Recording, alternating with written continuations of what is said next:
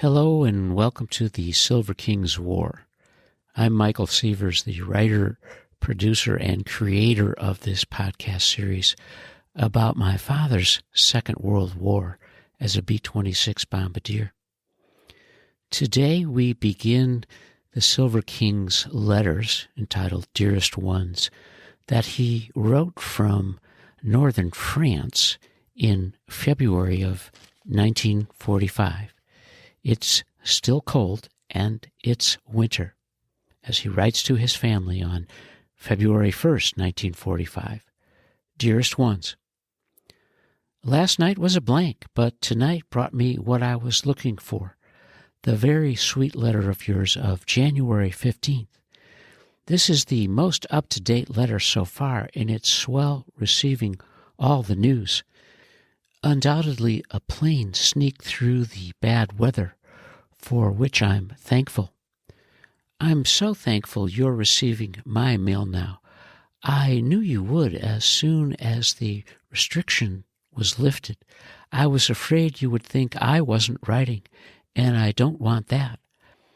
I'm sure as soon as the weather breaks, they will arrive as regularly as I write. It's funny I haven't received the letters from Leona and Lena. I suppose they didn't make the same plane. Gee, it sounds like you all were having a marvelous time. I can imagine how happy you were to have the house full of company again. It seems so long ago that we were all together. I can hardly remember what it was like. I feel as though I've been in the army in France for ages. Even the memories of the States are becoming faint. I'm so thankful Margie and Leona are well. I'm sure the rest Leona got while there did her a world of good. I only hope she won't go home and wear herself out again. If she trusts Margie's nurse well enough to leave her, then she shouldn't have too much work to do. I'm waiting anxiously for some pictures. I hope you won't disappoint me. Well, the news is still looking good, thank God. At this writing, the Russians are 40 miles from Berlin. With a little luck, they should be there in a week or less. Then things will begin popping and should come to a head before very long. I'm keeping my fingers crossed for old Joe Stalin and wish him Godspeed. I'm sorry you haven't received my letter of Paris. It should be there soon, so just be patient. You mentioned receiving my allotment check. I hope you kept it as I asked you. I'm glad you have sent me some stationery, but so far I haven't received it. As for a request, please send the usual foodstuffs, cheese especially, and canned chicken. I'm fine and thinking of you constantly, hoping you are well and not too lonesome. Love to Ida. I love you and miss you, Stan. As Stanley writes to his family, he, of course, is wondering how everyone is doing and anxiously awaiting photos of Margie and Richie, and more food, of course, and still able to comment on the second front as the Russians pursue the Germans into Berlin. And Stanley is able to acknowledge that one evil man, Joe Stalin, is pursuing another evil man, as he writes to his family on February 3rd, 1945. Dearest Ones, I received the letter from Leona and a package from Lena tonight, but nothing from you, which is always disappointing. I'm so glad Leona enjoyed herself as she did, and that the weather was nice for Richie. She said all you did was shop, and all they did was eat. With this setup, I know you were in your glory. Also sounds like you went to some swell parties. I don't have to tell you how much I wish I could be there also. It's been almost a year since I've seen the kids, and it seems twice as long. I guess this year Richie was big enough to keep Lee occupied. Maybe next year I'll be able to secure the position. Finally, the weather has changed for the better. The sun was shining warm and bright, just like a spring day. All the snow has melted and the ground is a sea of mud. But the warm weather is welcome. It's funny how each year during spring my mind wanders back to the days I was at school. That was a few years ago, and yet it seems only like yesterday.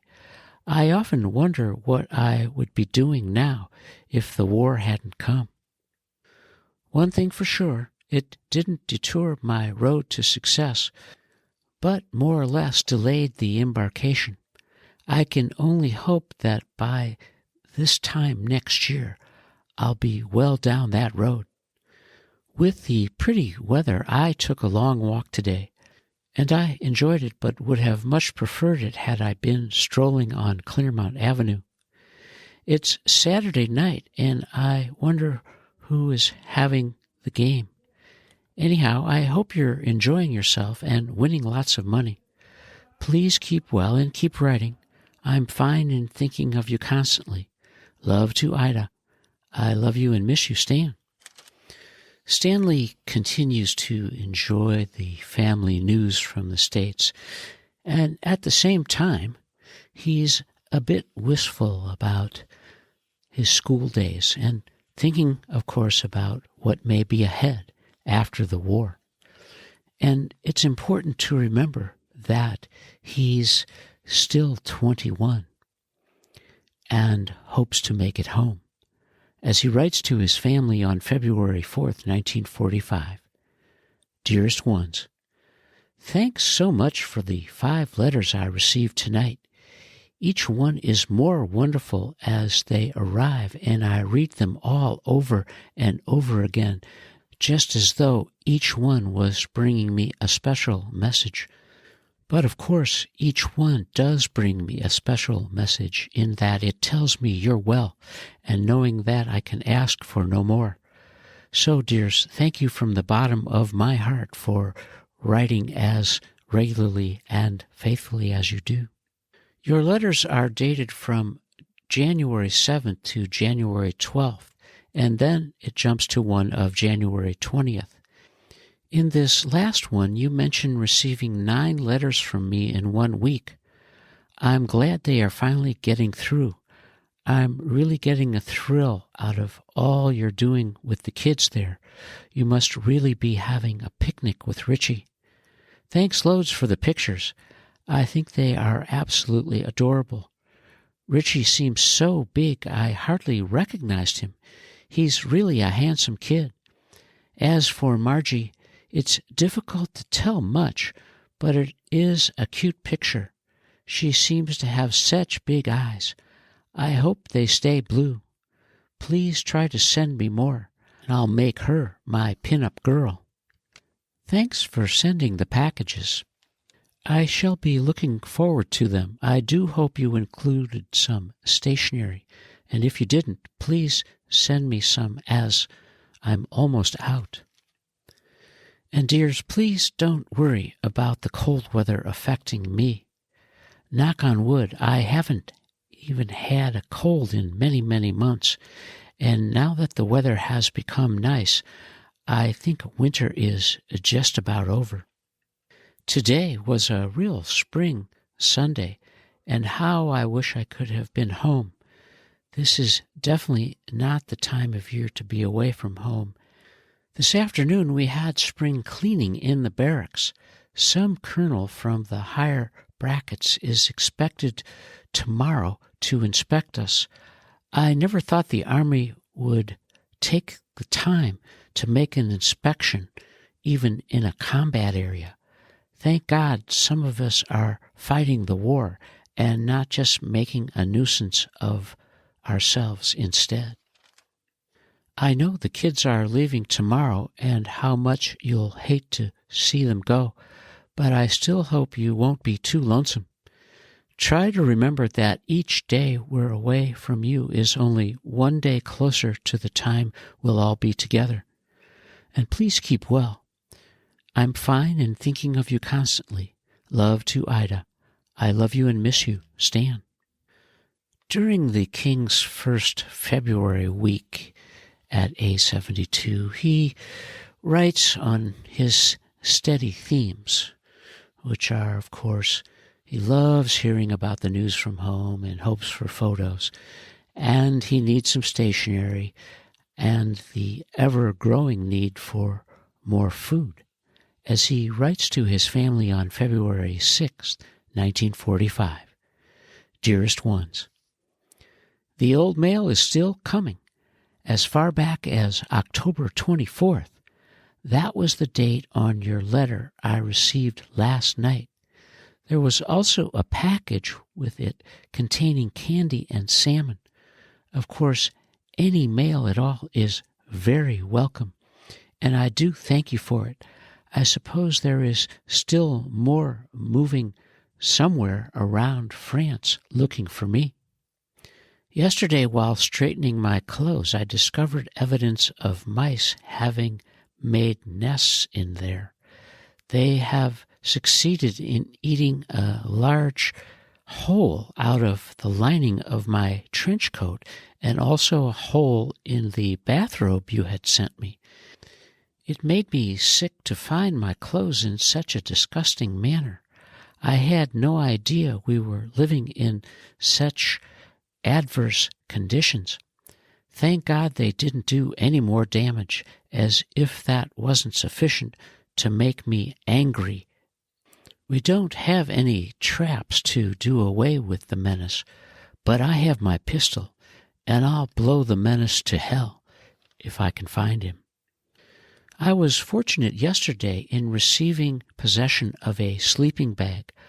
Up until now, I have had to sleep between blankets, which didn't exactly keep me warm during the cold nights. I know that last night was the best night's sleep I've had since being here. In fact, it was almost too warm to sleep. I had a feeling I would get one as soon as the weather turned warm. That's the typical routine of the Army. Nonetheless, the bag is a real comfort, and I don't care now how cold it gets. I can't resist telling you this, for I'm sure it will give you a laugh. Some of the fellows have brought women back from Paris to be their mistresses in a nearby town.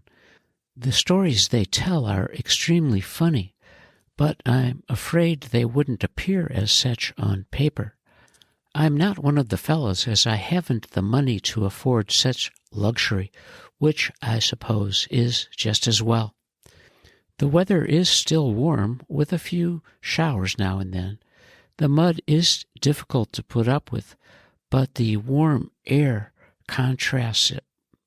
I hope you're well and not too lonesome. I'm fine and thinking of you constantly. Love to Ida. I love you and miss you, Stan. Our hero, the King, as an extraordinary writer, is a wonderful storyteller and sharing the news of his day-to-day life. And some of the fun that he described happened when a mouse decided to find a place to live amongst his clothes.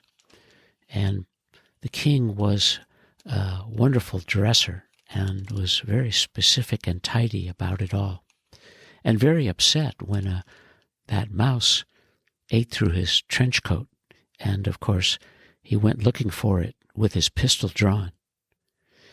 And he shared a little bit of news about how his buddies were bringing women back from Paris to live in nearby towns and be their mistresses, as he writes to his family on February 9th, 1945. Dearest Ones, I missed writing the past few days. All of a sudden, I find myself without any time.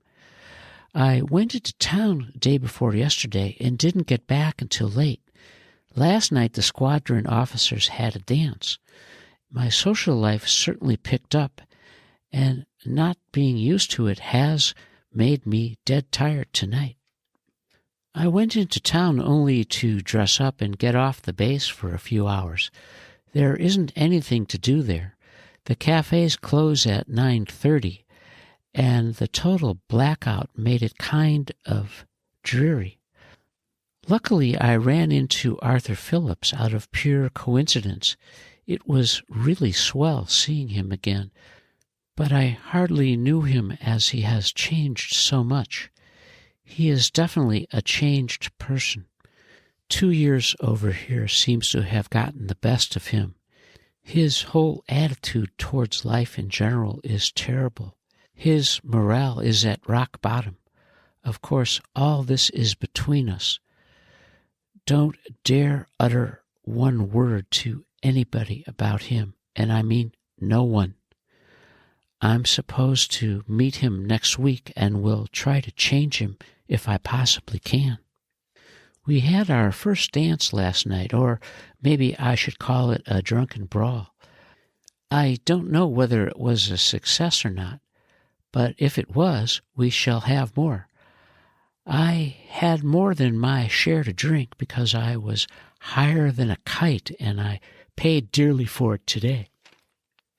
I did have a good time, though, under the circumstances. Some women were brought in from a nearby town, and I never saw such pigs. There certainly is no comparison between these and the ones in Paris. As blind as I was, I still couldn't see myself dancing with any of them. However, the problem was solved when American nurses came in from a nearby hospital unit. You have no idea how good they looked to me. Outside of the 2 Red Cross workers on the base, they were the first I had talked to since leaving the States. Believe me, there is nothing like a good American gal. A few of them were fairly nice looking too. One in particular was very cute. Talking and dancing with her was a real pleasure. So much so that I have a date with her next week. I have a feeling that life here will undergo a radical change now. I received an old letter from Bluma May written October 12th. It was an awfully sweet letter, which I shall answer very soon. She mentioned she had $4,000 to her name. Where did she ever get it? I also have a holiday package from Sylvia, which I must acknowledge. I was sorry to learn of Sam Phillips's and Alan Sachs's deaths. Arthur told me of it, and then I received the serviceman. I definitely did not approve of the statement concerning me in it. It would have been all right to say I was in the ETO, but that's all. Please, as a favor to me in the future, keep my name out of it. I hope you're well and not too lonesome. I'm fine and thinking of you constantly. Love to Ida. I love you and miss you, Stan. Stanley's descriptive and often thoughtful writing compares and contrasts the difficulty of war for young men and women. He ran into his dear friend Arthur Phillips and described what reads like a shell-shocked acquaintance. And at the same time, he's able to say, hey, things are looking up on the social front. I met an American nurse, and I'm feeling good about that. And that's how we'll leave it as we end the first part of the Silver King's letters, Dearest Ones, from northern France at A72 in February of 1945. And you are listening to the Silver King's War.